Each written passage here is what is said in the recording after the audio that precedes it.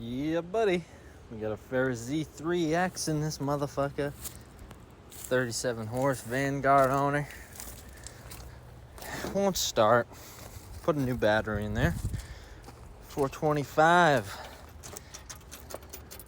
Nice.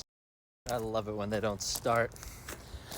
Got the power probe. We're gonna check it up, make sure we're getting signal to our starter, and we'll go from there. That's good. All right, so when I'm talking about the signal wire, that's gonna be the wire that sends power to kick on the solenoid, which is gonna be this wire, and it's gonna hang on that prong on the bottom of the starter.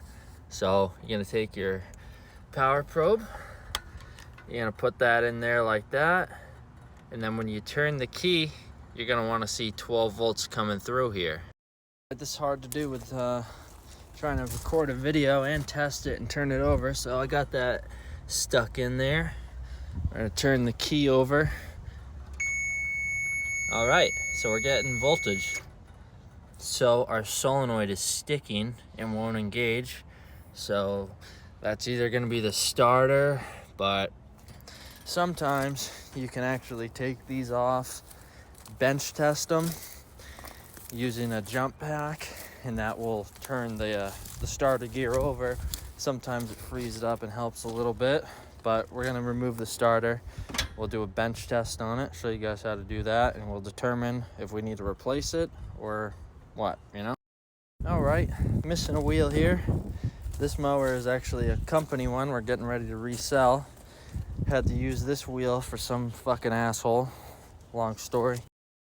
Don't let the looks here fool you. It's actually not bad to get this starter out.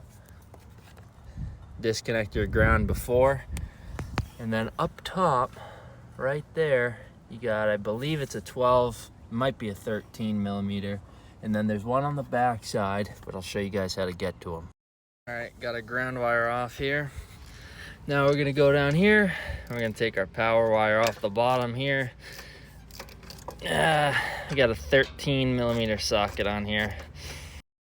Easy to keep track of all the wires on the bottom. Just put them in this little cap here. That way you know what has to go back on here when you're going to put it back together. I like to break the front side loose, leave it in there, and then do the back side, remove that bolt, and then finish off taking this one out. All right, I'm not gonna lie to you guys. Getting to the back bolt on this starter is a fucking cunt. Right through that little window, that's the bottom head of the bolt. You gotta break it loose most of the time, and then just use your extension in your socket and twist it out that way.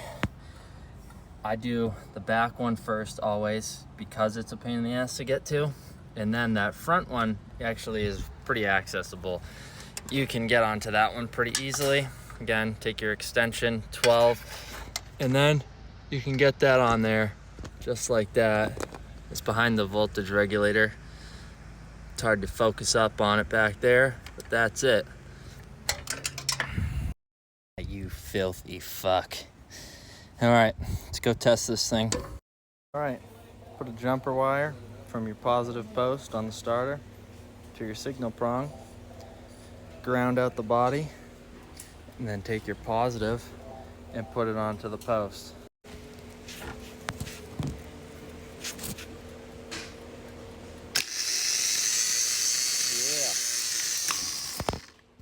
A lot of times with these things, if they've been sitting for a while and haven't been started, those solenoids will stick. And if you use a jumper box or a charging box like I did, you know you're getting good voltage to it the whole time.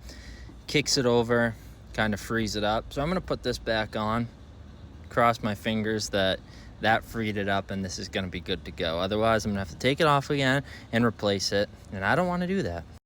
Oh, well, if you don't wanna do it, why don't you just replace it now? Well, I don't know. I'm not just a parts swapper sometimes. I like to make things work if I can.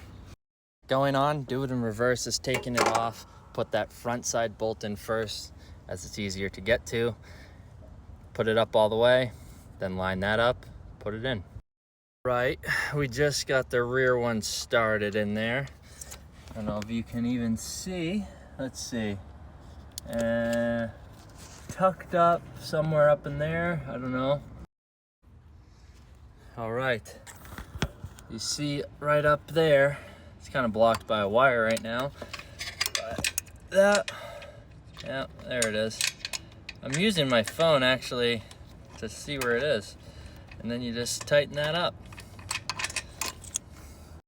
Moment of truth, everything hooked back up, battery back on. You're a cunt. Sometimes she go, sometimes she don't. It's just the way she go. Yeah, this one's gonna need a new starter. But a lot of times I've had luck with doing what I showed you guys and then putting it back in. This one, however, nah, whatever. Now I know it didn't work, but if you were to replace your starter or test your starter, you could use this video as a guide to do so. Hope you guys enjoyed it. Take care.